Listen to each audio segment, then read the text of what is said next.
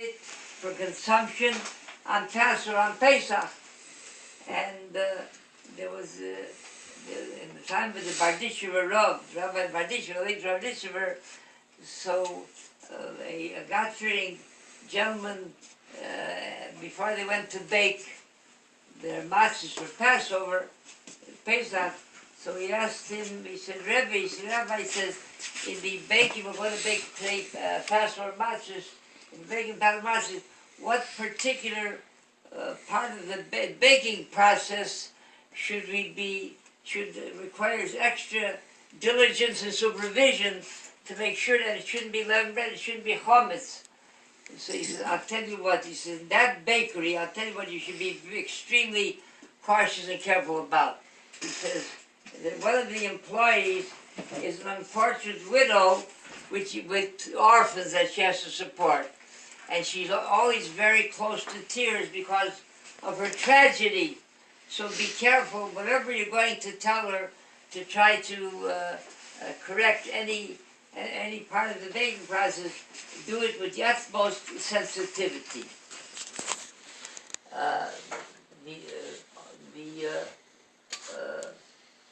The Arizal, he says a cloud, he says that whoever is nizer, whoever makes certain that he's nizer Mashu Chametz whole Pesach, that makes certain that the whole Passover he celebrated Yom Tov of Pesach, and on Pesach itself he was certain that he didn't consume even the minutest amount of chametz.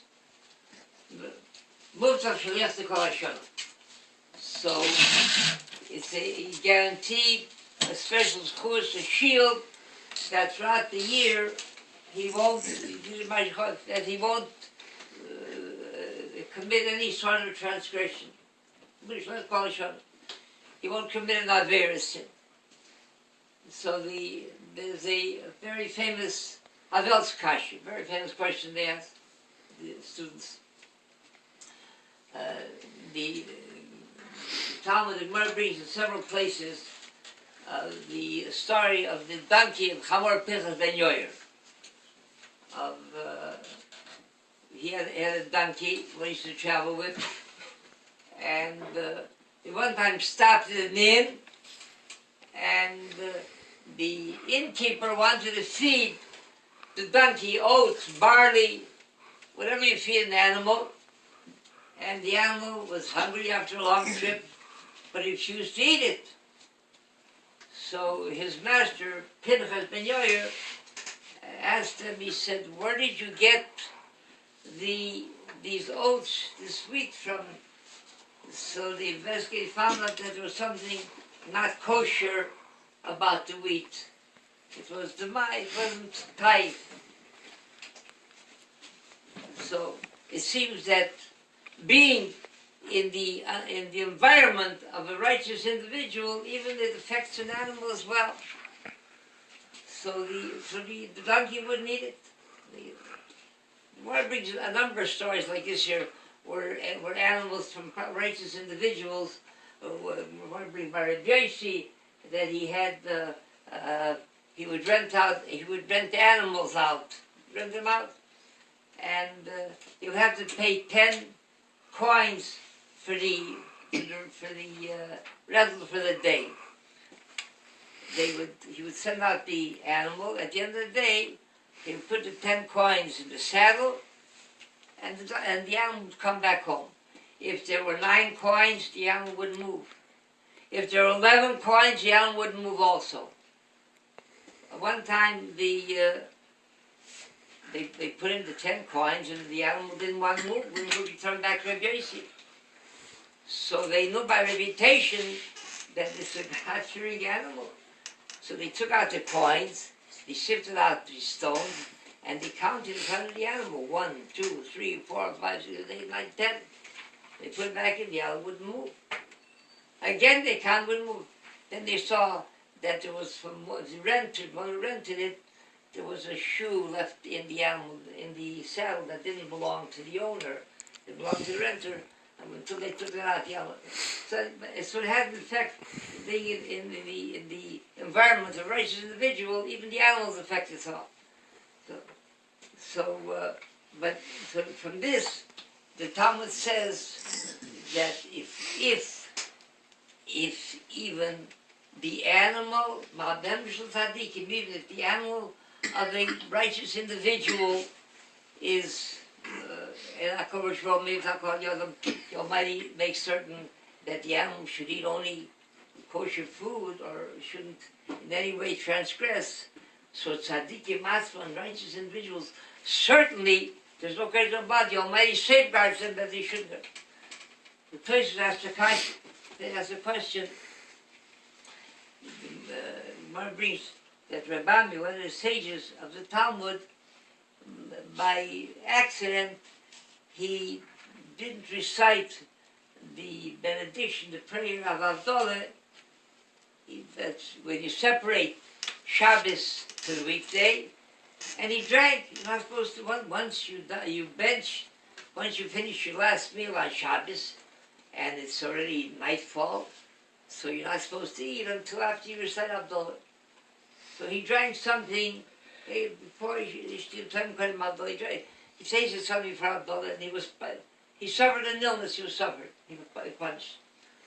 So Tosfos asked the question: what happened to? We just learned that not only does the Almighty safeguard animals, but even safeguards. He certainly safeguards.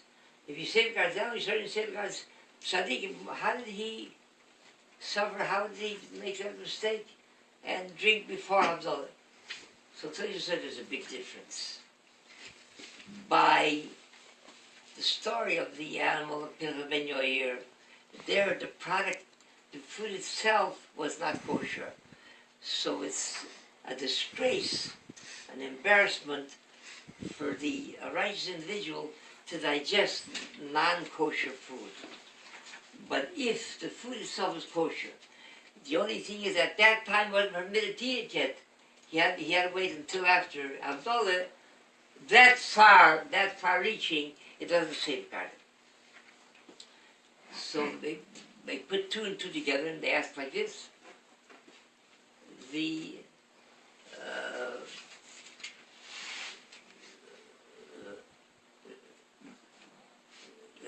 Rabbami, certainly, he did not eat a mashu chometz, the minus amount of chometz on Pesach. Why? Because the rule of Matem Tzadikim, if the Almighty safeguards Tzadikim, if he safeguards the animals, certainly safeguards Tzadikim, he certainly, the Almighty, he made sure that he didn't consume even the minutest amount of chometz on Pesach. As a result, what if he didn't consume the minutest amount of chometz on Pesach? So he merited the Arizal safeguard of mutzach shlit, that he shouldn't commit any kind of avera the entire year. So the Tosfos Kasha remained right back where it started from. How did he drink before Havdalah? He certainly didn't eat chometz, a mashal chometz.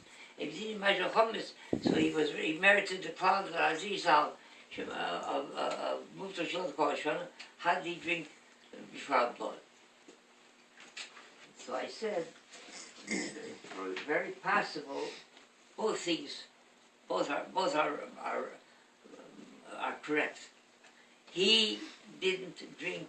He didn't consume even the minutest amount of chometz. But still, no.